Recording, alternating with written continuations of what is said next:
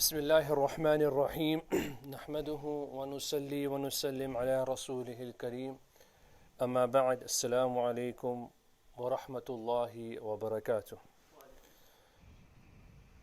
It's truly an honor, a gift from Allah subhanahu wa ta'ala that we are once again back in our masjid to pray Salatul Jum'ah. We've had times when we haven't been able to attend the masjid at all. It's been in reduced numbers. But at least in some form or shape, we are able to congregate and pray Salah in the masjid, alhamdulillah. And the airwaves, media is buzzing with hype around some sort of potential vaccine.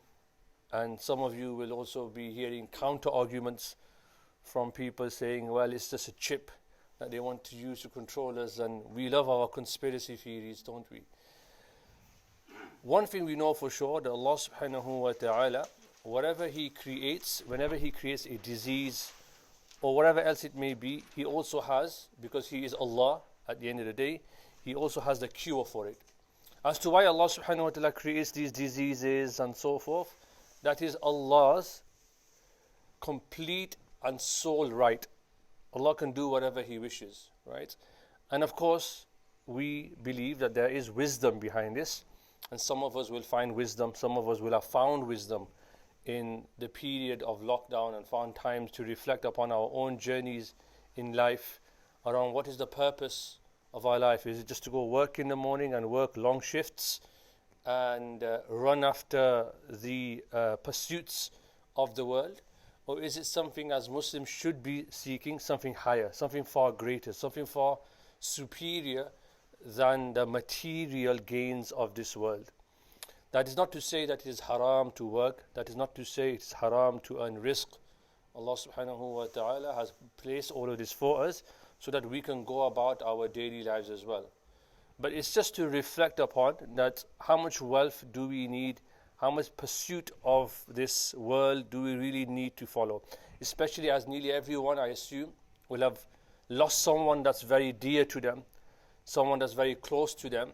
And death is a ever reminder to all of us that at some point, today, tomorrow, maybe 30 years, maybe 93 years, right, that we will have to return back to Allah subhanahu wa ta'ala. So if we were to project ourselves to the future, if it were possible, theoretically, and we asked ourselves when we reach a grand old age of 80 or 70, what is it that you wished you did more of? I would be surprised to find someone who says to me, I wish I spent more time at work. I wish I spent more time working. And the things we might say is, I wish I spent more time with my parents. I wish I spent more time with my children. I wish I spent more time reading and doing productive activities, right? This is things that we look back upon in life. And when I meet elders, I sometimes ask them this question that, give me some nasiha. What is it that you could do differently? And of course, Allah subhanahu wa ta'ala is in control of all matters, but it's worth reflecting from our elders, from their history, from their experiences in life. And we owe a great debt on that matter to our elders. When we say our elders, we mean our grandparents. Very few of them remain. When my grandmother passed away last week, the week before, we reflected upon how many of her generation in England are now here now. Right? And we could only count them on our fingers. People that I knew as a child, when I used to go to the masjid and they were sitting at the front, or they were elders in the masjid, or they were the pillars of the community, they were the mountains of the community. If something happened, if there was a controversy in the masjid or the community, they would be the people that would step in, the mature heads, the level heads, that would come in and say, we need to just calm down a bit, we need to handle things this matter. Or like someone wanted to marry somebody and their parents were not having it, they would be the person that you would go to and say, bhai, mama, chacha, I found this girl, can you have a chat with my mom and dad for me, right? Rather than going through the direct route, which never works. So these are people that have passed on to Allah subhanahu wa ta'ala. And many of us are aging in our lives, turning to Allah subhanahu wa ta'ala. At some point we will return back to Allah subhanahu wa ta'ala. So it's reflecting upon this, and we've heard, like I said, on the media. I don't watch TV, but when I switch on the radio, the thing I hear the most, because I kind of like think, what is media telling us? What are the messages they're telling us? And it seems to be all about this vaccine. And they seem to have found a cure for it. And Allah subhanahu wa ta'ala knows best. And the government will obviously try their best to get the country back up and running again. But it's also worth us reflecting upon this unusual year of 2020. Right? We've got snow today, which makes it even more unusual because we're not used to seeing snow as much. Right? So this year, anything can happen. So it's worth reflecting upon what lessons have I learned in my life, what things can I change, what things can I tweak in my life. I might have spent more time with my children, and that's important. How often do I sit down with my child, my son, my daughter, and just listen to them? Rather than instruct them, how often do I listen to them as well as a parent, as a father, as a mother, to their concerns, to their challenges, right? And as someone who often gets emails coming through, WhatsApp messages coming through, almost on a daily basis, about issues to do with parenting and children, and the things that our children unfortunately are exposed to in the age of WhatsApp at the age of 16, 17, when they're at that adolescent age, right? And the hormones are in overdrive, and pictures are and images are being shared, and people's privacy is being openly decimated. Our young daughters, our children. You can understand what I'm hinting towards without going into the details, right? And these can have repercussions for them later on in life. We have people with mental health issues, people with addiction to drugs, for example, or drug addiction to pornography, or addiction to X, Y, and Z, gambling even, right? You have to ask yourself that if you haven't noticed, because I'm also trained as an ethnographer, you notice that there are betting shops in areas that are populated by Muslims. Now Allah knows best, but you have to ask yourself the question that our business only emerges somewhere where there's a demand for it, right? And so how do we help these people? Not how do we pick on these people, but how do we help these people move away from these addictions? These things are very addictive, right? Gambling, and there's also studies, and mashallah, yesterday there's a video that was shared by one of my friends about a young brother who's a hafiz who got addicted to gambling.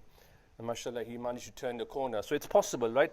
People can turn the corner. And this is our religion. Our deen is of hope and mercy. It's not one of beating people down and humiliating them and rejecting them and making them feel like social outcasts. The Prophet ﷺ embraced everybody. And we know in our madhab, I was teaching online some students a couple of weeks ago, and we were talking about how in the Hanafi school in particular, right, because that's my knowledge only extends to that limited space, that we try as much as possible to keep a person within the fold of Islam, right? We try as much as possible to keep up for a person within the fold of Islam. We try not to reject a person, right? We don't say to a person, that person is a kafir, la hawla wa la quwwata billah. That's the extreme position. But what comes in between about welcoming people, not judging people, looking at the good in people? And this is what our religion teaches. Our Prophet ﷺ mentions, describes him, Bashir and Nadhir, right? He's not just a warner. He doesn't just warn you all the time. What does he also do? He gives you glad tidings as well. He reminds you of Jannah. He reminds you of the good times to come as well. He reminds you that things can change, things will get better. Allah mentions this in the Quran in many, many places, that there'll be tough times, but there'll be good times to come as well. And in the good times, remember Allah subhanahu wa ta'ala. In the tough times, remember Allah subhanahu wa ta'ala. In the good times, be grateful. And if you can become a superior human being, in the tough times, you become even more grateful. Somebody comes to you with their problems, you have problems. You know what? I'm going to put my problems to one side, like the Sufi Sheikh would do, right? In India, or in these places where the Hindu would come to the Khanka, and he would be hungry. Or the person who's not a Muslim, but they'd feed them, they'd take care of them. So this reminds me of an incident in university in London. I won't mention the university's name. There was a brother who just used to feed people. And he never used to ask anything in return. He never used to give a dawat or tell you to become one of those new age religions that seem to be emerging everywhere. He just fed you. Come, have, it's cold, it's winter, it's London, it's damp. Here, have some soup. Right? And that's all he did. Right? And that must have given him so much joy and happiness, just to do that for the sake of Allah subhanahu wa ta'ala, or whichever Lord or whichever God that he worshipped. Right? So our religion is one of giving, not only just taking. Allah gives, Allah does not take from us. And so we try to be God-like. We try to be like Allah subhanahu wa ta'ala who gives. But of course there are times in our life where each one of us at different points will feel down, will feel hurt, will feel like we need strength, So we turn to Allah subhanahu wa ta'ala. And we also find friends that we can reach out to. And then when people come to us, we try and help them. Izz ibn al-Salam mentions in his kitab that this is one of the ways Allah even tests the rich people.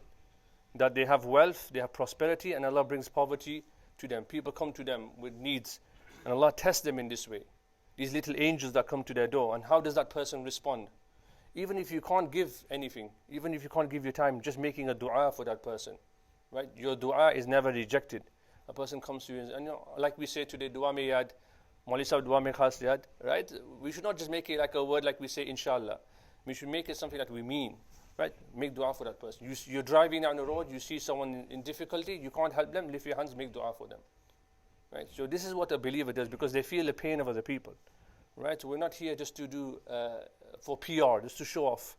So it looks good. Islam gets a good image, and there's too much of that happening, if you ask me. What needs to happen is real groundwork, right? Real work on the ground, which sometimes doesn't get all the exposure and the media-ness that it needs. And the media are not our friends anyway. They are not our allies, generally speaking. But Allah subhanahu wa ta'ala is our ally. Allahu waliyul ladina amanu. Allah who is who? He is the wali. He is part of those people who are close to Allah subhanahu wa ta'ala, who believe in Him. So this is something to also reflect upon. And so when we go about our lives and things might return back to some semblance of normality, and we have to ask ourselves question, was normality ever good for us anyway, right? We all say, oh, we want things back to normal, right? So we have to ask ourselves, was this normal actually good for us? But we go home, back to our communities this weekend, spend some time with our children and our family, and we are grateful for what Allah subhanahu wa ta'ala has given to us, right? And we come home and we meet each other, we greet each other with smile, with a embrace, even though we can't physically touch each other. But sometimes the spiritual embrace is much more powerful than the physical embrace, right? Just caring for your Muslim brother or your sister, right? And this is what we need in our trying times, especially when we look around and we read around the general despondency and the sadness that people feel, and a sense of loss. Jobs may be lost, people may be struggling to make ends meet. So wherever we can, we help. And the Prophet ﷺ, he left very little behind. He was given the world and everything that it contains, but he chose to become not a king prophet, but a slave prophet. Allah offered him, he was offered by Jibreel ﷺ the world's riches. He could have had that lifestyle, but he chose to become an example for us and to live amongst his people, to live as a slave prophet. People would come to him and he'd be given something not less than maybe 10 minutes before, and that item is now left his hands, gone to somebody else, because somebody has come to him to ask from him. Sometimes he come late for salah because he'll be busy looking after somebody, right? If you meet an imam who comes late because he's been busy looking to someone's needs, what happens? And the Prophet ﷺ, they understood, but this was the Prophet, and he never made demands upon the people. So this is something also to reflect upon, and we read the seerah, we reflect upon the seerah of the Prophet ﷺ. My intention was not even to talk about this. My intention was to talk about Surah Al-Hujurat. But Allah subhanahu wa ta'ala had other plans, right? So we are like ants, like Maulana Rumi says, crawling on that Persian rug, right? And we don't even see the pattern. We don't even know the beautiful design that's laid out in front of us. But we're like little ants just crawling on this beautiful Persian rug, right? Beautiful intricate designs. And we're thinking, what's this? What's this chaos? But when you look from above, you see the beauty of the divine design. And this is how Allah subhanahu wa ta'ala's qadr works. Because we're like little ants, we can only see a little bit ahead. We can't see the bigger picture, except who Allah subhanahu wa ta'ala gives it to. Basir, basara. One is to see with the eyes, one is to see with the spiritual insight. That's a person who sees the eyes will only see with the external means. يَعْلَمُونَ ظَاهِرًا مِنَ الْحَيَاةِ الدُّنْيَا, Allah says. They only see the material means. They only see the zahir of the dunya. They see this person in poverty, they don't realize this person is a sage. They don't, because they are only accustomed to judging things by what they see. But a person who Allah gives deep insight to, deep understanding to, then he is able to see the bigger picture. He is able to remain calm even in times of the tempest ocean, when the ocean is causing the ships to sink. He's remaining calm because he knows all of this is in Allah's hands. All of this is in control of Allah subhanahu wa ta'ala. So this is a very important principle in our faith, that we bear this in mind and we try and follow the way of the Prophet sallallahu alaihi wasallam in every way, shape or form. One of the reasons that disbelief can come about is when people don't follow or don't show disrespect to the way of the Prophet sallallahu alaihi wasallam. If you look at the first few verses of Surah Al-Hujurat, they indicate towards this. They indicate towards the idea of not showing reverence for the Prophet sallallahu alaihi wasallam. May Allah make it easy for all of us. May Allah bless us, and may Allah remove this affliction from us and give us something good in return for our patience. May Allah make this masjid and all the masajid and all the places of worship filled with beauty, filled with spirituality, filled with love. And may Allah make us all stand next to each other, which is something that's missing at the moment. Stand next to each other, shoulder to shoulder, like the way the Prophet sallallahu alaihi wasallam would have wanted us to do. Subhanallah bihamdihi, subhanaka Allahumma wa bihamdika, nashhadu an la ilaha illa anta, nastaghfiruka wa natubu ilayk. Jazakallah.